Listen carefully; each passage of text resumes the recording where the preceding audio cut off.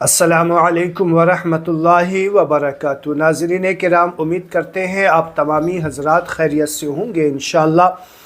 اللہ کی بارگاہ میں دعا ہے کہ مولا کریم آپ تمام کو خوشحال رکھے، شاد و آباد رکھے۔ دوستو، آج کے اس ویڈیو میں ہم آپ کو بتانے والے ہیں کہ وتر کی قضا نماز کی نیت کیسے کرنی ہے۔ بہت سارے لوگ یہاں پہ ایک سوال یہ بھی رکھا جاتا ہے کہ وتر کی قضا نماز ضروری ہے یا نہیں، وتر کی قضا نماز پڑھنا ضروری ہے یا نہیں۔ تو آئیے آج کے اس ویڈیو میں آپ کو وتر کی قضا نماز کے تعلق سے کچھ مسائل رکھنے جا رہا ہوں۔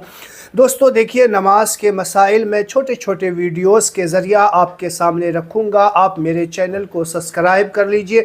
انشاءاللہ آپ دیکھیے گا کہ بہت ہی جلد آپ نماز کے ڈھیروں مسائل سیکھ جائیں گے اگر آپ میرے چینل سے جڑے ہوئے ہیں۔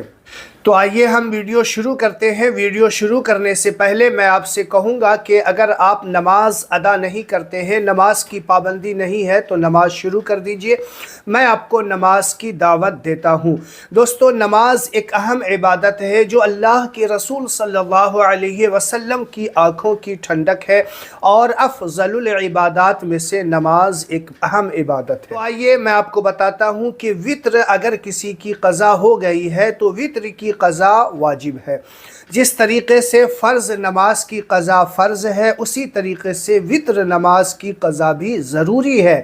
اگر آپ عشاء کی نماز قضا ہوئی ہے آپ کی، تو آپ عشاء کے جو فرض نماز کی قضا کریں گے تو آپ کو ساتھ میں 3 رکعت وتر کی نماز کی بھی قضا کرنی ہوگی، تب جا کر کے آپ بری الذمہ ہوں گے۔ تو اب آئیے میں آپ کو بتاتا ہوں کہ اگر کوئی وتر کی قضا نماز پڑھنا چاہے تو اس کی نیت کس طریقے سے کرے گا۔ بہت اہم سوال ہے، اکثر لوگ پوچھتے رہتے ہیں، اور خاص کر کے خواتین حضرات جو ہماری ماں بہنیں ہیں اکثر و بیشتر یہ سوال کرتی رہتی ہیں۔ تو چونکہ فوراً کمنٹ باکس میں آپ کا جواب دینا مناسب نہیں ہوتا ہے، کیونکہ ہر اس وقت دیکھا نہیں جاتا یا پھر اور مصروفیات کی وجہ سے جواب نہیں دی جاتی، تو میں سوچتا ہوں کہ کچھ جو اہم سوالات ہوتے ہیں اس کو لے کر کے ایک ویڈیو بنا دیا جائے تاکہ اس سے عوام الناس کا بھی فائدہ ہو جائے۔ تو دیکھیے، اگر آپ وتر کی قضا نماز پڑھ رہے ہیں تو اس کی نیت اس طریقے سے آپ کو کریں گے۔ نیت کی میں نے 3 رکعت نماز وتر کے آج کے قضا کی یا کل کے قضا کی، یا پھر آپ اس میں نام لیں گے۔ جیسے آج جمعہ کا دن ہے اور آپ کی وتر کی قضا جمعرات کی ہوئی ہے، تو آپ یوں کہیں گے، نیت کی میں نے 3 رکعت نماز وتر جمعرات کے قضا کی واسطے اللہ تعالیٰ کے منہ میرا کعبہ شریف کی طرف، اور اس کے بعد نیت باندھ لیں گے۔ تو اسی طریقے سے جس دن کی قضا ہوئی ہے آپ کو یاد ہے تو اس دن کا آپ نام لے لیجئے۔ اور اگر آپ کی بہت ساری نمازیں قضا ہو گئی ہیں، وتر کی بھی اور بھی دوسری نماز، تو آپ وتر کی بھی قضا کرنا چاہ رہے ہیں تو اس کی نیت کس طریقے سے کریں گے۔ سب سے پہلے علماء کرام نے بتایا ہے کہ آپ نمازوں کا تعین کریں کہ آپ کی کتنی نمازیں قضا ہوئی ہیں، شمار کریں، اگر ممکن ہو تو شمار کریں۔ مثال کے طور پہ اگر آپ کی عمر 25 سال ہے اور آپ کتنے سال میں بالغ ہو گئے ہیں، اسی طریقے سے اگر آپ 14 سال کی عمر میں بالغ ہو گئے ہیں اور آپ نے کتنے دن آپ کی قضا ہوئی ہے نمازیں۔ مثال کے طور پہ 14 سال کی عمر میں بالغ ہو گئے اور آپ 3 سال جو ہے نماز آپ کی 3 سال کی قضا ہے، تو اسی طریقے سے آپ 3 سال کی نماز قضا کرنے کے لیے اب آپ کو 3 سال آپ اس طریقے سے قضا کر سکتے ہیں۔ جو آسان طریقہ ہے وہ میں آپ کو بتا دیتا ہوں کہ آپ اس طریقے سے نیت کریں کہ اب جب آپ قضا ہر عشاء کی نماز کے بعد آپ وتر پڑھتے ہیں، وتر پڑھنے کے بعد پھر آپ قضا وتر کو ادا کر لیجئے، اور اس طریقے سے کیجئے کہ نیت کی میں نے 3 رکعت نماز وتر کی جو پہلی وتر قضا ہوئی ہے اس کی واسطے اللہ تعالیٰ کے منہ میرا کعبہ شریف کی طرف، اور اللہ اکبر کہہ کے آپ نیت باندھ لیجئے۔ پھر اسی طریقے سے دوسرے دن بھی آپ اسی طریقے سے کہہ سکتے ہیں، نیت کی میں نے 3 رکعت نماز وتر کے جو پہلی قضا ہوئی ہے واسطے اللہ تعالیٰ کے، मुँह मेरा काबा शरीफ की तरफ अल्लाह अकबर कह करके आप नीयत बांध लीजिएगा। अब यहाँ पे सवाल ये पैदा होता है कि आप ये कहेंगे कि हर रोज़ मैं पहली क़ज़ा कहूँगा जबकि मैं कई रोज़ से अदा कर चुका हूँ। तो मैं आपसे कहूँगा कि आपने मिसाल के तौर पे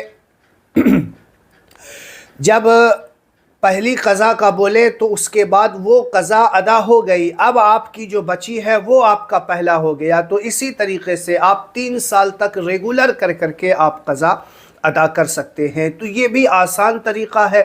इसके अलावा अगर आप चाहें तो दिन में 10, 5 जितनी भी क़ज़ा करना चाहें वो भी कर सकते हैं अगर मुमकिन हो।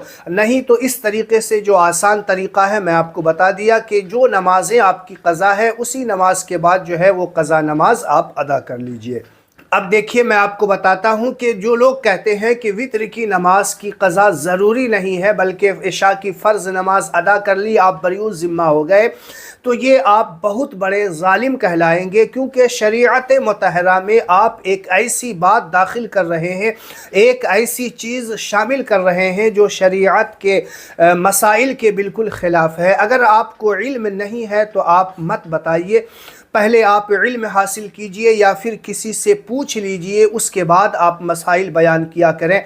अपने ज़हन से पैदा किया हुआ मसला या अपने ज़हन की पैदावार मसाइल को आप आवाम के सामने ना ही बयान करें तो बेहतर है। जब तक आपको जिस मसले का पूरा यकीनी तौर पे मालूम ना हो जाए आप आवाम में वो मसला ना बताएं।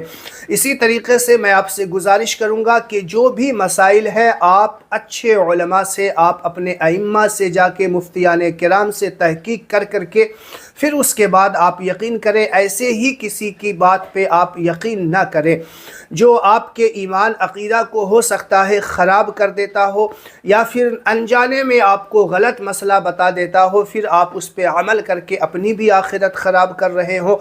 तो मैं आपसे गुजारिश करूँगा कि मसाइल का जो मामला होता है ना वो कोई मुस्तनद आलिम से, किसी अच्छे उलमा से आप जो है मालूम करें तो ज़्यादा बेहतर है।